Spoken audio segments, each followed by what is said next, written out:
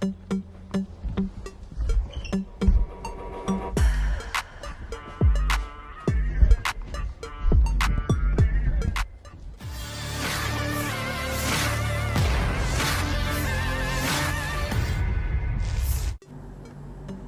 terorisme yang baru-baru ini mengguncang balai kota Crocus, Moskow pada Jumat tanggal 22 Maret 2024 malam mengejutkan seluruh warga dunia, khususnya Rusia.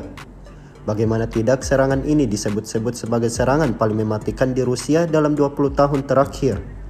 Kelompok ISIS di Afghanistan atau negara Islam Provinsi Khurasan atau ISKP atau ISIS-K mengklaim bertanggung jawab atas serangan ini.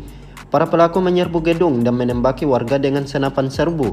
Para pelaku yang mengenakan seragam kamuflase juga meledakkan bahan peledak yang menimbulkan kebakaran hingga atap balai kota dilaporkan runtuh akibat serangan tersebut.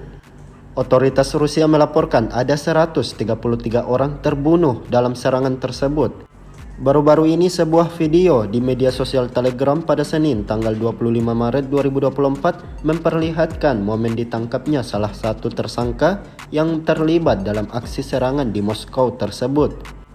Pria dengan wajah yang babak belur itu bernama Racha Balizoda Saidakrami Murodali. Sebagai proses keberlanjutan hukum, terdakwa kedua ini kemudian dibawa ke pengadilan untuk dimintai keterangan lebih lanjut.